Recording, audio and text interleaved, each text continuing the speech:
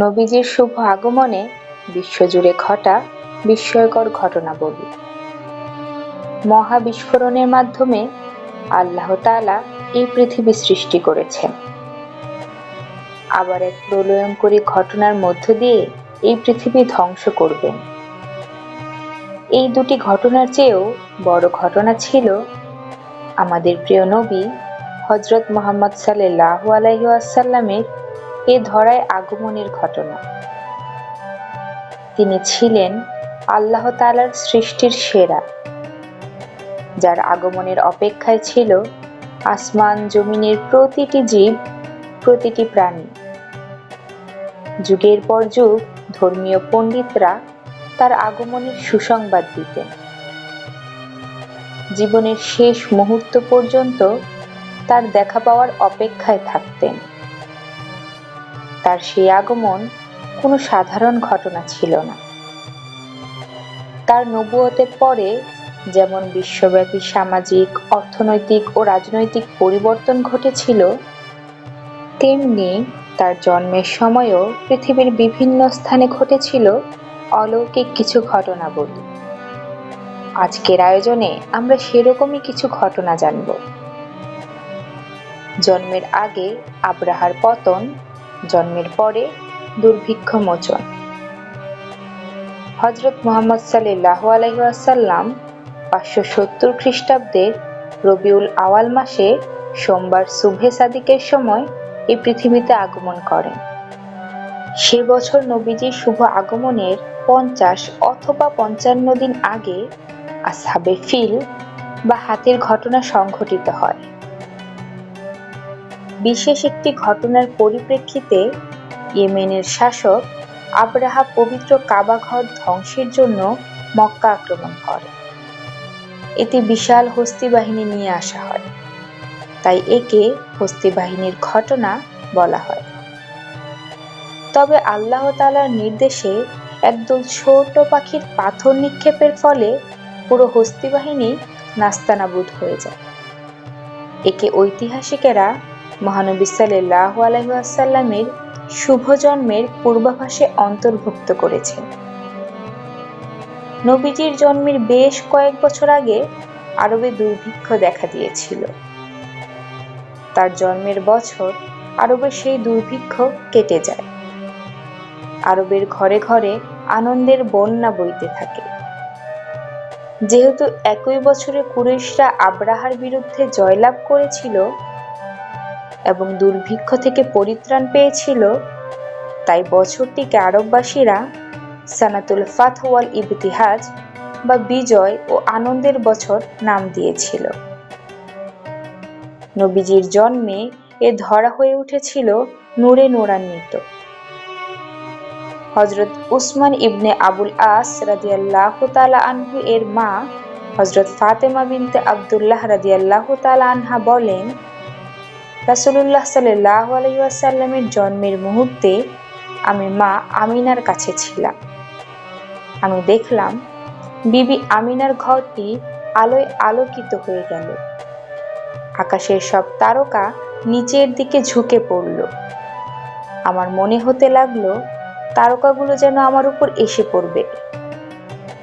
তারকারাজির নিম্নমুখী হয়ে ঝুঁকে পড়ার দ্বারা এই ইঙ্গিত প্রদান করা হয়েছে যে অচিরেই পৃথিবী থেকে কুফর ও শিরকের অমানিসা দূর হবে। হেদায়েতের উজ্জ্বল আলোকে এই পৃথিবী আলোকিত হয়ে উঠবে। পবিত্র কোরআনে এই বিষয়টি সুস্পষ্টভাবে আলোচনা করেছেন। আল্লাহ বলেন, নিশ্চয়ই তোমাদের কাছে আল্লাহ তাআলার পক্ষ থেকে এসেছে আলো ও সুস্পষ্ট কিতাব। যারা তার সন্তুষ্টি কামনা করে আল্লাহ তাআলা তাদেরকে এই হেদায়েতের আলোকবর্তিকা ও কিতাবের সাহায্যে শান্তির পথে পরিচালনা করেন এবং তারই অনুমতিক্রমে কুফর, শিরকের অন্ধকার থেকে তাদেরকে হেদায়েতের পথে নিয়ে আসেন। আরেক বর্ণনায় এসেছে, জন্মের সময় বিশ্বনবীর মায়ের পেট থেকে এমন একটি নূরের বিচ্ছুরণ ঘটেছিল যার আলোকে পূর্ব থেকে পশ্চিম দিগন্ত পর্যন্ত সবকিছু আলোকিত হয়ে গিয়েছিল। কোনো কোনো বর্ণনায় পাওয়া যায়, মহানবী সাল্লাল্লাহু আলাইহি ওয়াসাল্লাম যখন ভূমিতে আবির্ভূত হলেন তখন উভয় হাতের উপর ভর দিয়েছিলেন। তারপর এক মুষ্টি মাটি নিয়ে আকাশের দিকে দৃষ্টিপাত করলেন। নবীজির আগমনে বিশ্বের রাজপ্রাসাদগুলো হয়েছিল আলোকিত ও প্রকম্পিত।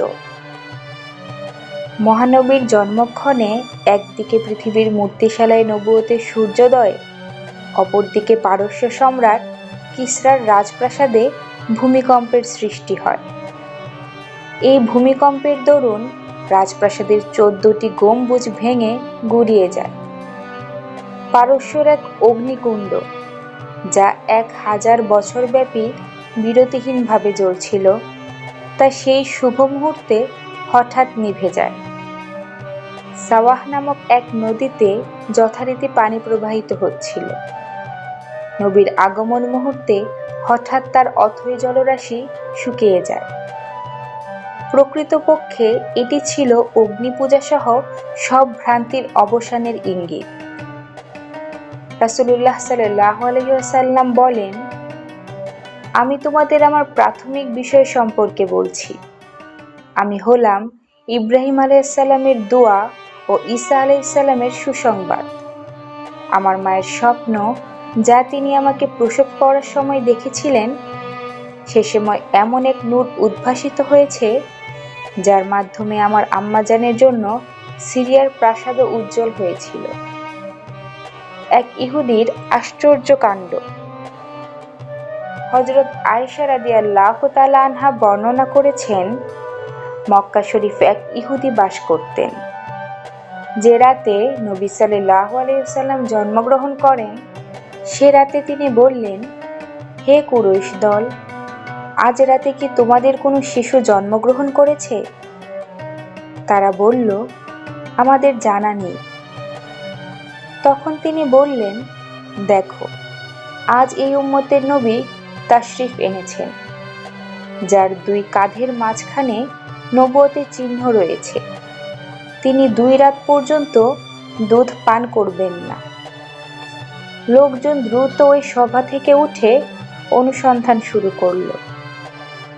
জানা গেল যে আব্দুল্লাহ ইবনে আব্দুল মুত্তালিবের ঘরে একটি পুত্র সন্তান জন্মগ্রহণ করেছে।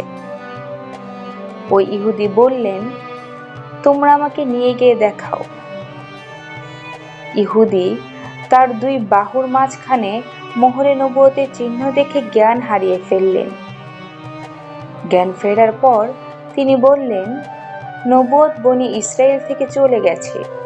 হে কুরাইশ সম্প্রদায়, শুনো, এই নবীর ওসিলায় তোমাদের প্রভাব প্রতিপত্তি এতই বৃদ্ধি পেয়েছে যে তার শুভ আগমনের সংবাদ পৃথিবীর প্রাচ্য ও পাশ্চাত্যে ছড়িয়ে পড়েছে।